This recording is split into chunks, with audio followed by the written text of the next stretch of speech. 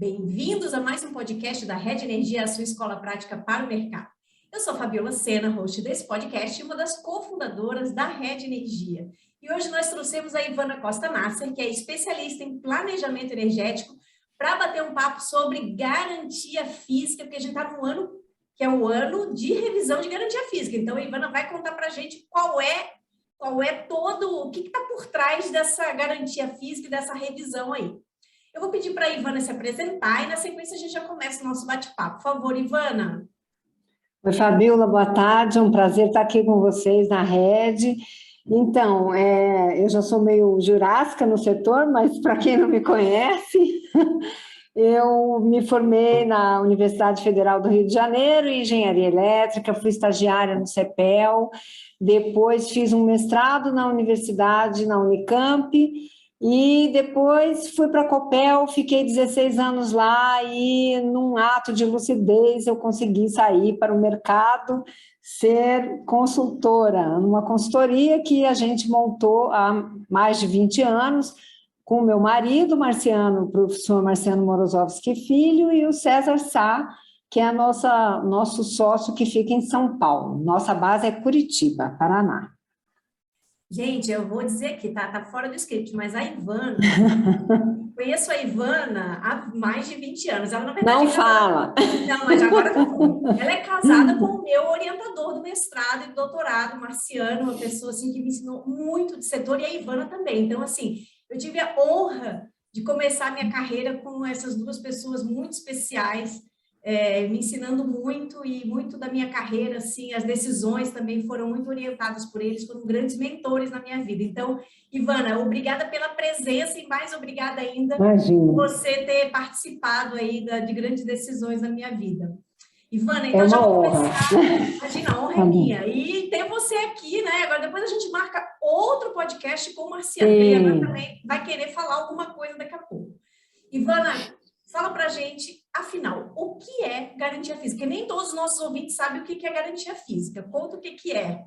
Então, olha só, o decreto 5163, lá nos idos de 2004, na reforma do setor, ele estabeleceu que a garantia física de energia, e na época tinha também de potência, né, de qualquer empreendimento de geração, corresponde à quantidade máxima de energia e potência na época que aquele agente pode comercializar.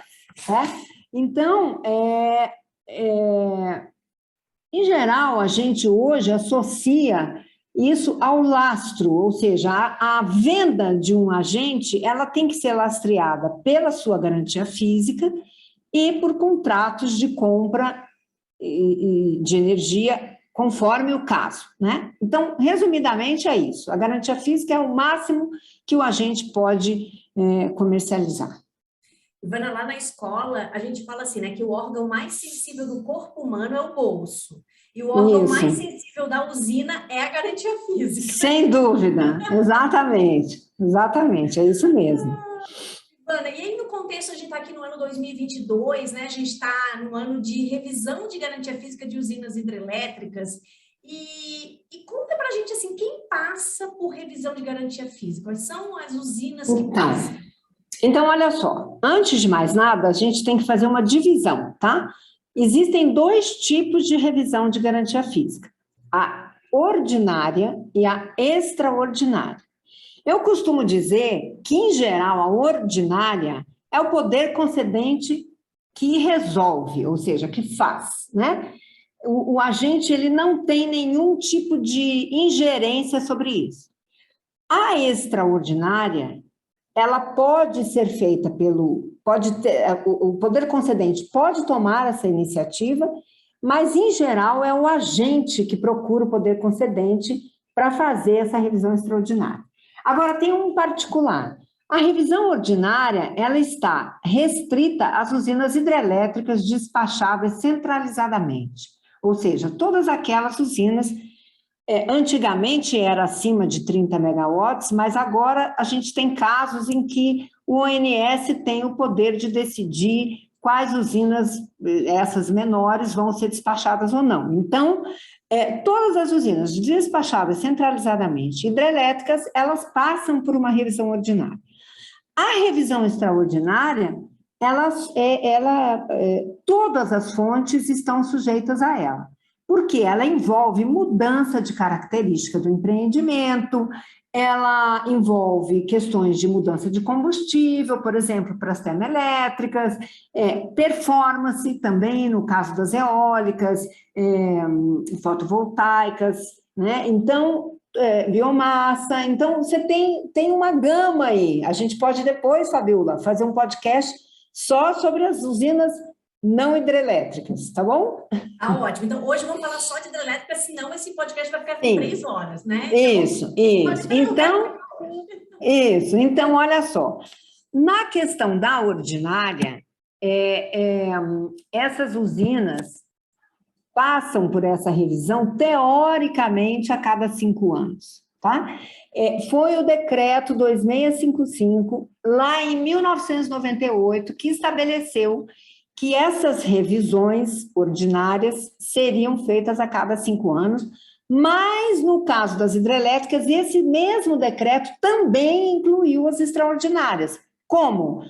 Ele não chamou de extraordinária, ele chamou quando acontecerem fatos relevantes. Então, o fato relevante, ele caracteriza uma revisão extraordinária, tá bom?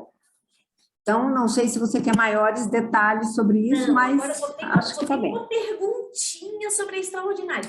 Nem sempre quando a gente pede a extraordinária significa que a garantia física vai aumentar, né? Qual o risco? Não, pelo contrário. Já existem casos, quando eu disse para você que, às vezes, quando não é o agente, né? Às vezes, quando o governo faz uma extraordinária, e já aconteceram usinas hidrelétricas de passarem por isso, elas sofrem perda de garantia física, tá? Via extraordinária. Agora, o mais importante da ordinária é que, segundo esse mesmo decreto, existe um limite para a redução da garantia física, porque, em geral, Fabiola, no caso das hidrelétricas, talvez eu esteja até antecipando uma pergunta sua, mas, enfim, as hidrelétricas, a garantia física delas, ela depende do sistema, ou seja, a garantia física de uma hidrelétrica, ela nada mais é do que um rateio da garantia física do sistema.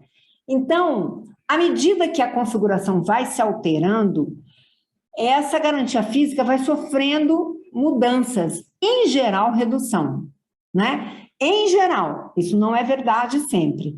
Então, por isso, o governo colocou um limite de 5% por revisão e de até 10% ao longo de todo o período de concessão da usina, tá bom? Beleza, então o órgão mais sensível das hidrelétricas tem esses limites aí, o que é importante para dar um conforto para o empreendedor, né, para o investidor, o dono da usina, né, não ter aí a degradação total aí da sua capacidade de comercialização. E eu acho que você tocou aí um pouquinho sobre configuração, né? Por que exatamente é necessário fazer essas revisões? Eu acho que é um pouco do que você estava falando ali da configuração, né? Tá, então olha só. Primeiro vamos para a extraordinária. A extraordinária, ela é necessário porque, como a gente já falou, por conta da questão da alteração das características técnicas, especificamente no caso das usinas hidrelétricas. E tem outras particularidades que vai depender do caso, quando é o caso que o governo vai atuar. Já no caso das ordinárias, e aí, de novo, a gente tem que frisar que são as hidrelétricas despachadas centralizadamente, porque no caso das PCHs existe, inclusive, uma outra situação um pouquinho mais complicada. Então, no caso das hidrelétricas, essa revisão ordinária, ela é necessária em função dessa alteração da configuração.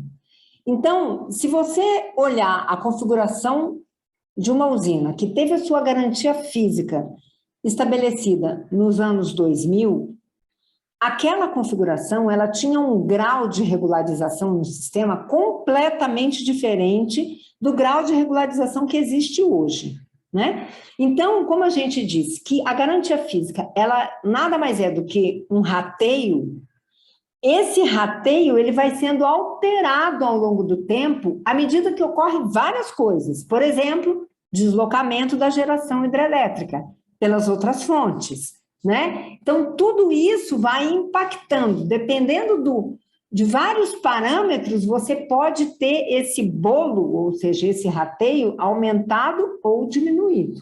Em geral, diminuído, tá? Então, uma coisa que eu acho que vale a pena a gente esclarecer, porque as pessoas se confundem sempre muito, sabe, Fabiola? Voltando um pouquinho na questão da extraordinária, é o seguinte: quando o governo resolve fazer, ou quando um agente pede uma extraordinária, o governo, a EP, ela tira duas fotografias. Ela tira uma fotografia do empreendimento antes, como ele era antes, e depois. Então, o que interessa numa revisão extraordinária não é o valor da garantia física em si na fotografia antes ou depois, mas a variação, o delta. Esse delta, ele é somado à garantia física vigente. Então, muitas vezes, quando o agente pede uma extraordinária, ele acha que aquela garantia física que ele obtiver com as novas características já vai ser essa a garantia física dele. E não é verdade, né? Então, é uma sutileza importante a gente deixar claro isso, tá bom? Excelente, Ivana. Agora, você falou aí um pouco de alteração de características técnicas. Então, pegando o gancho disso, quais são os parâmetros que são considerados numa revisão? São exatamente os mesmos que você usa para calcular a garantia física original? Como que é isso? Então vamos lá. Então, olha só, a gente pode classificar em dois tipos de parâmetros, tá? A gente tem os parâmetros que eu vou chamar relativo aos modelos, porque a garantia física, atualmente, ela é calculada com dois modelos, que são de propriedade do CEPEL. É o New Wave e o Sushi. O New Wave, a função dele é calcular o bloco hidráulico, ou a carga crítica. O que é isso, Fabiola? Isso é o seguinte: quem é engenheiro sabe que existe uma coisa chamada, lá quando a gente começa a faculdade, a gente tem aquela coisa de... Você já ouviu falar nisso, em teste de cisalhamento? Não. Você pega um tijolo e você vai botando carga nesse tijolo até que ele rompe. Quando ele rompe, aquilo é a carga crítica dele. Então, é a mesma coisa no caso das hidrelétricas, tá? A carga crítica do sistema é o montante de carga que aquele sistema hidrotermoelétrico, daí vale para as termoelétricas despachadas centralizadamente também, esse montante de carga é aquilo que o sistema consegue atender como um todo. Mas essa é a garantia física do sistema? A gente pode pensar que sim. E como é que você reparte isso? Você reparte em dois blocos, o bloco hidráulico e o bloco térmico. Aí depois você pega esse bloco térmico e rateia entre as usinas hidrelétricas proporcional à energia firme delas. Ah, bom, mas o que é energia firme? Energia firme é aquela energia produzida durante o famigerado período crítico, que está todo mundo discutindo aí agora, né? Atualmente, o período crítico vigente, ele vale de junho de 49 a novembro de 56. Porém, já há alguns anos, o ONS vem trazendo essa questão de que o período crítico está mudando. E, de fato, sim, mas isso é uma outra história, a gente conversa daqui a pouco. Voltando aos nossos parâmetros, nós temos o seguinte: os relativos aos modelos. Quais são esses parâmetros relativos aos modelos? São eles: o CEVAR, que é o que tem o par, alfa e lambda, né?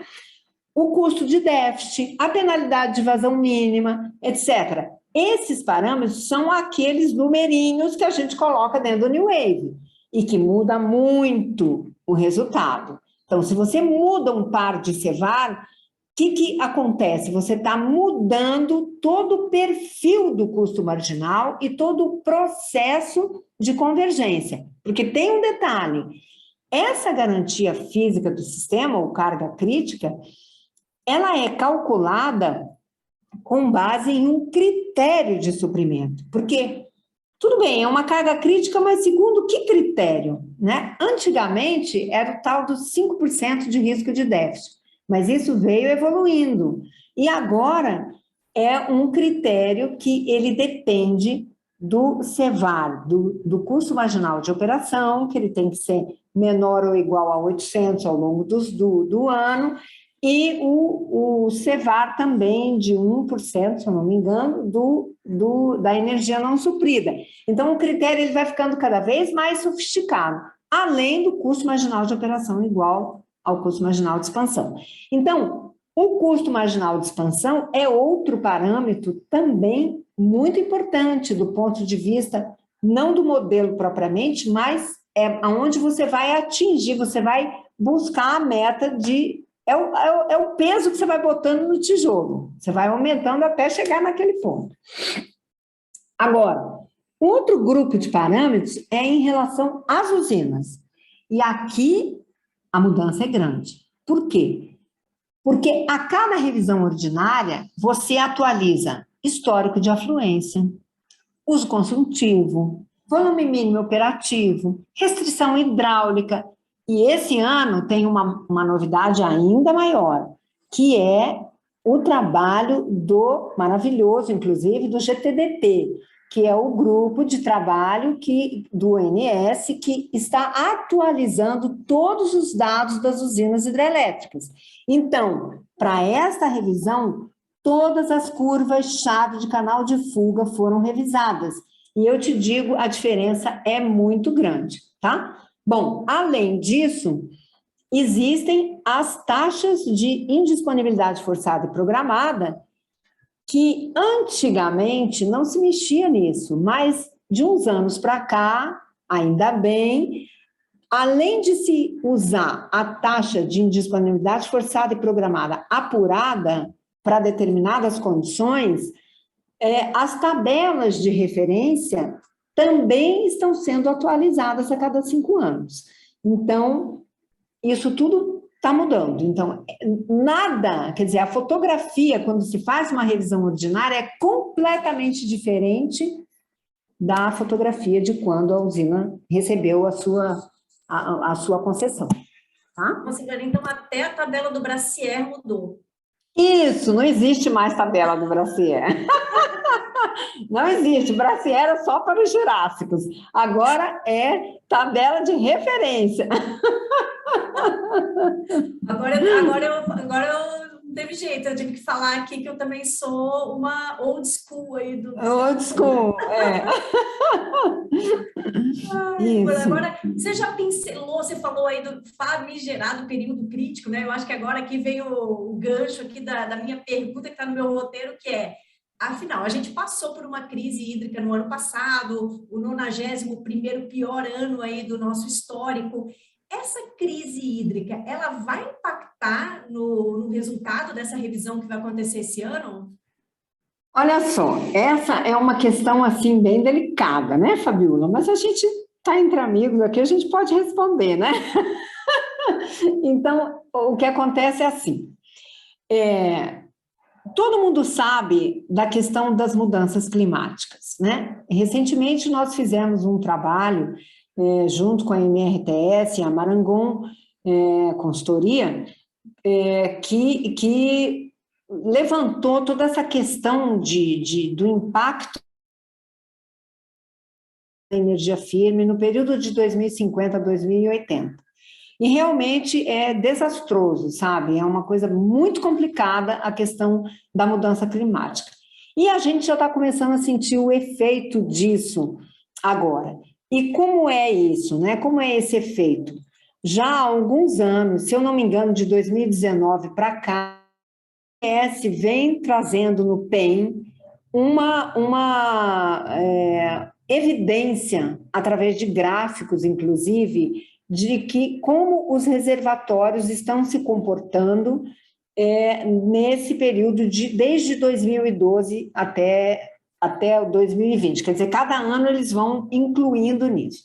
Recentemente, a gente fez algumas simulações e quando você incorpora o ano de 2021, ainda que ele não esteja homologado pelo ONS, né? As vazões, por exemplo, na revisão ordinária desse ano, elas irão até 2020. Então, ainda que ele não esteja incorporado, mas ele já é usado esse ano de 2021 no PMO, né, nos programas mensais de operação, no deck do New Wave já tem lá até 2022, né? Mas quando você incorpora 2021 e deixa o Suishi calcular o período crítico e ele escolhe exatamente julho de 2012 a novembro de 21. Ou seja, é um período crítico muito mais longo do que o que a gente tem hoje. Então, assim, se você não altera o período crítico, lógico, tudo continua como antes. Quer dizer, o resultado é mais ou menos esperado. Quem vinha perdendo, continua perdendo, quem vinha ganhando, continua ganhando. Agora, na hora que você muda o período crítico, você pode ter surpresas muito grandes, entendeu? Inclusive ganhos astronômicos que, se não forem limitados, podem causar um desbalanceamento muito grande no setor. Logicamente, todos sabem que as usinas do Rio São Francisco são as mais prejudicadas, perdem cerca de 50% da energia fina. Né? Nossa, então é crítico mesmo. Sim, então, pela consulta pública atual, que está, inclusive, reaberta agora, o governo está anunciando que ele vai usar o período crítico vigente, mas a gente sabe que tem uma movimentação forte no setor, entre os agentes que querem que esse período crítico seja revisto, etc. Entendeu? Entendi. Ivana, agora você comentou aí, né, o bloco hidráulico, depois você faz uma repartição, né, e de acordo com a energia fina, que é justamente essa que é calculada com base no período crítico, e aí vem a pergunta, né, nessa divisão, né, se a garantia física é, afinal, a capacidade de comercialização da usina, a revisão pode afetar negativamente o negócio de uma empresa? A resposta é evidente que sim. Agora, nessa coisa de um perde, um ganha, porque o bloco mantém, né, então essa distribuição entre as usinas é aí que é Olha tema, só, né? Fabiola, o bloco nem sempre mantém, tá? Esse é o problema. Porque depende dos parâmetros, aqueles parâmetros. Se você muda o CEVAR, por exemplo, você altera completamente a distribuição. Você pode mudar o bloco, você pode encolher ou aumentar o bloco, entendeu? Então, se você muda o CME, você também pode encolher ou aumentar o bloco. Então, tem vários parâmetros. Agora, a distribuição no período crítico, quando você muda o período crítico, também pode ser completamente diferente. Ou seja, a gente tem que chamar a Ivana para fazer a conta para a gente. Que bom, né? Cheguei a essa conclusão. Agora, então, nem sempre, quer dizer, sempre vai impactar o agente, ou positivamente ou negativamente, né? Porque o contrato dele, que foi baseado na garantia física original, ele não se altera. Então, se o cara vai perdendo ao longo do tempo garantia física, ele vai ter que se lastrear com contratos de compra de energia. E, de toda forma, ele está limitado ao longo de toda a concessão aos 10% do decreto. Sim, né, por isso a gente sempre recomenda, quando o cara está fazendo um fluxo de caixa para ver a viabilidade do empreendimento dele, sempre considerar isso. Eles não gostam muito, mas tem que colocar, né? Essa redução. É verdade. Ivana, essa outra pergunta que não estava muito no script aqui por exemplo, né? Você comentou que se mudar o período crítico, especialmente para o São Francisco, há um grande impacto. Então, assim, vamos imaginar um caso bem hipotético. Mudamos o período crítico para esse novo período crítico, tá? E aí as reduções, elas podem ser redução, vamos dizer, sem os limites do decreto, podem ser reduções muito grandes, muito superiores ao decreto, e com isso o batente do decreto trava o valor da redução. A pergunta você vai ter uma garantia física de papel, né? Você vai ter uma garantia física excedente comercial, né? Que ela não corresponde ao que os modelos indicam. Isso é um tema também preocupante. Muito complicado também, porque, veja, sempre quem ganha, sempre quando alguém perde, alguém ganha. E esse ganho, já adiantando para você aqui, todo mundo já deve saber, ele está concentrado em Itaipu, basicamente, né? Que é um ganho absurdo. Então, o que acontece com isso? O decreto, ele prevê limite de redução, mas ele não prevê limite de ganho. Então, quando você não tem limite de ganho, mas parece que está tramitando um PL, né, que vai ter limite de ganho, não sei. Mas, então, quando você tem limite de ganho, a coisa muda um pouco de figura. Porém, como as usinas do São Francisco já foram revisadas e não entram nessa revisão, esta perda que deveria acontecer, ela não vai acontecer. Então, arrisca você piorar a situação do GSF, por exemplo. É verdade. Entendeu? Então, só fazer uma conta para saber. Nossa, Ivana, interessante. Ivana, olha, você vai ter que deixar aqui o seu contato para o pessoal que precisar fazer o cálculo de revisão ordinária. Ótimo, a gente deixa assim, eu não sei se eu deixo o e-mail, o telefone, como é que é? Você pode deixar o e-mail, pode falar o e-mail, e aí a gente depois transcreve na descrição do nosso episódio. Você pode Tá falar bom. seu e-mail. Meu e-mail é ivana@ntjtec.com. ntjtec.com. Ah, Tá ótimo. bom? Então, depois a gente coloca aqui na transcrição. Ivana, Ok. e você usa o LinkedIn, que a gente sempre acaba indicando aqui, LinkedIn, você passa de vez em quando lá, né? Sim, muito pouco, sabe? Porque, como eu te disse, eu sou meio jurássica e a gente não tem muito esse costume, mas a gente usa sim, claro. Usa Então, LinkedIn, então, sim. pode adicionar Ivana Costa Nasser. Isso, exatamente. Vou ter o máximo prazer e eu demoro um pouquinho para responder, mas eu estou sempre por lá. Então, tá bom. Ivana, alguma mensagem final que você quer deixar aqui para os nossos ouvintes? Olha, matriculem-se na rede, porque a competência da turma é grande. Que alegria, eu não esperava essa mensagem. Sim, vale a pena. A gente acompanha a carreira da Fabiola há muito tempo e a gente assina embaixo esses treinamentos maravilhosos e a gente quer agradecer mais uma vez a oportunidade de estar aqui com você, conversando, e estamos sempre à sua disposição. Muito obrigada. Nossa. Ivana, a gente que agradece, que é uma pena que esse bate-papo chegou ao fim, mas a gente já está aqui engatilhando mais um podcast para falar de outras revisões de garantia física que não hidrelétricas, né? Ivana, você tem portas mais que abertas aqui na rede, vamos organizar também, de repente, uma aula, uma masterclass lá para os nossos assinantes, porque você é assim, eu digo, quando ninguém falava em middle office, você era a primeira middle office que eu conhecia 20 e tantos anos, assim, gente, ela é a rainha do middle office, ela não gosta, mas eu vou falar isso mesmo.